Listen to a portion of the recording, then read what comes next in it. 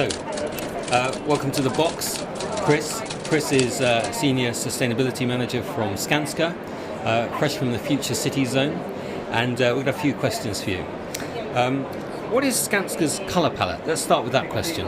The colour palette is a tool that we use to define zero impact construction. So it's a measure that we use across all of our projects globally to collectively understand what we're doing, how we're performing, and what the potential impact or the potential benefit of a development is. So we use it across our infrastructure businesses on roads and rail projects, and I use it in the construction side of the business, building, the Gherkin or Barts London Hospital. So it's just a way of benchmarking our projects, and importantly, it's how we define construction with near zero impact. So you mentioned a few projects there, Chris. Is it actively used on nearly every one of your projects? Yes, yeah, and to various degrees as well. So older projects adopted the colour palette when it came into fruition, when we started to use it. Some of our projects, so the Barts London Hospital project as an example, is over 10 years old. It's a very long construction programme. So they adopted it part way through and used it to say, well, how are they performing? Was there potential for improvement? On newer developments, we're actually starting with the tender submission or with the development proposal, looking at the colour palette, looking at where it fits on the colour palette, and then working out how we can improve it and move it along the colour palette before we start construction, before we build it. And when we're doing that, we're also using whole life costing tools. So it's not altruistic, we're not just doing it to make it green. It has to make sense as well, because in the end we're selling this to customers, and if it doesn't make financial sense to a customer or to some customers, other customers will buy a greener building for the other benefits like health. But if it doesn't really make financial sense, it could be construed as a white elephant. So we use this with other tools to say this works, it's a green building, it has near zero impact on the environment. And you explained that there's a spectrum of greens, and from light to dark green, deep green. Yes. So we use vanilla is the starting point. So it's developed in Sweden. And the Swedes we have a word for beige, I suppose. So we start with vanilla, and vanilla is compliant with local, as in UK legislation. So if we take energy as an example, on the stepping stones to a deep green, zero energy in use building starts with a compliance point with building regulations. So if you look at Part L of building regulations, says that you must beat the energy performance of a typical building in a typical circumstance by a certain amount of percent to be compliant. We then take that through the spectrum of green, how much further beyond compliance have we gone to a point in deep green where we have zero impact. So the project I talked about earlier, Bentley Works, if you look at that project, through specifying an efficient fabric, we've beat building regulations by 40%. Also incorporated technologies such as LED lighting, efficient plant and equipment, so the energy demand has been driven down so much that we beat the regulations by 40% already.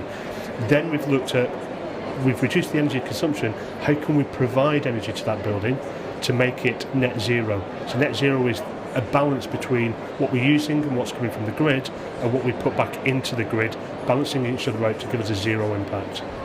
And that's the Bentley Works, a deep green project. Yes, so Bentley Works here up in Doncaster. It's a Skanska development project.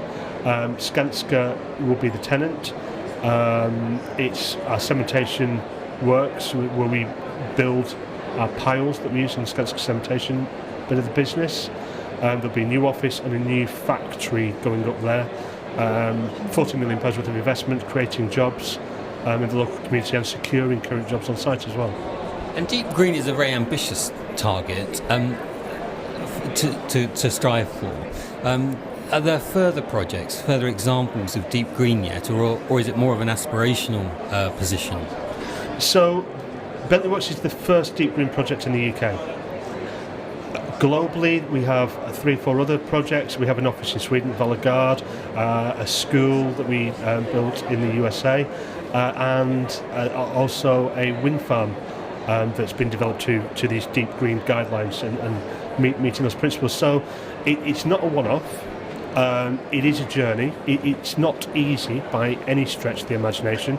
It takes additional investment to get there, but all of that investment has been life cycle costed to demonstrate that that additional capex actually pays for itself and more over the life of the building. So as a developer for ourselves, it's very easy to do that, but then if you go to the marketplace and you're building for a client that's actually going to occupy the building, it will make sense to them as well. So it works, and that's the point of it. So it's a model that you'd like others to adopt. It's a model that you need those that are collaborating with you to adopt and to buy into, other contractors, subcontractors. How long is it going to take them to understand this and buy into it? We don't. We certainly need to bring our supply chain with us and our customers and our clients with us, because it's a simple form of communication. There's 4 things that we measure currently, and it's very easy to see that here's legislative compliance, here's deep green, this is the value of deep green. So it can be quite easy to communicate, but you need to bring your supply chain definitely with you. Whether our competitors adopt it, I'm sure they have their own tools that they use to measure their performance.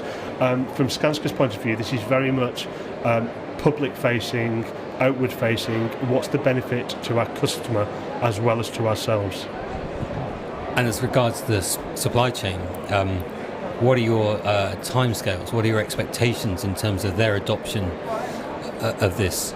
It's immediate, it's nice. So we do an awful lot of work with our supply chain. For the past 4 years we've been running a Green Supply Chain Award within Skanska.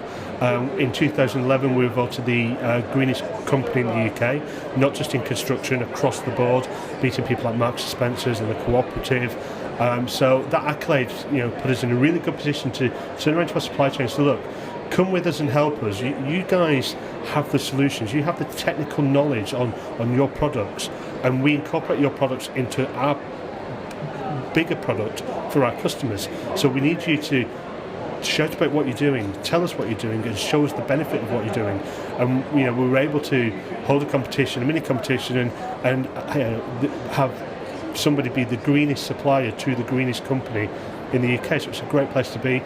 There's over 200 technical solutions from our supply chain currently on our website in the business.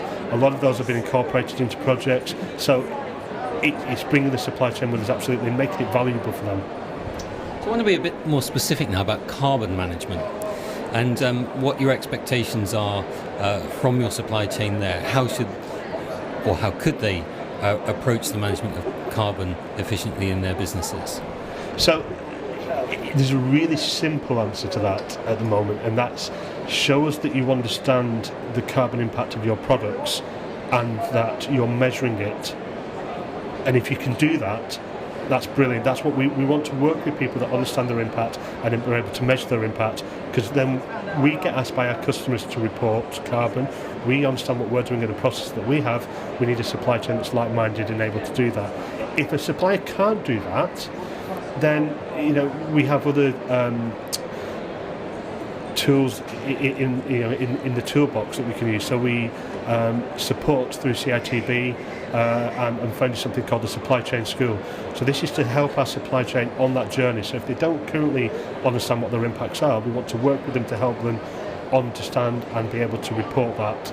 So it improves their efficiency, hopefully, improves their understanding of environmental impact, and we're able to work with them more closely to report back to our customers as well. Interesting. And so finally, on the same note, we've got a Skanska offering support to their supply chain. But what are those suppliers that just choose to ignore all of this and believe it will go away? It's not going away. This won't go away. There's too much political drive behind it. It's important to us, ourselves, and it's important to a lot of our customers. So to kind of bury your head in the sand and hope and pray it's going to go away, sorry, it isn't going to happen. But I do understand the fear maybe that people have, the fear of not understanding what they're being asked or what the measures are. And often, as an industry, we can be confusing. I might ask a supplier a question. One of my colleagues from Balfour Beatty or from Mace or from someone else might ask the same question in a completely different way and confuse the sole trader or the small SME business that's trying to provide the service into into a bit of a muddle. So it's trying to break down the science and the technicalities behind it, and just help people understand the basics. This is what it is. This is what we're asking you. Do you understand? Can you provide that information? If not, we'll work with you to get to an answer. Especially if it's an innovative solution that we really want to use.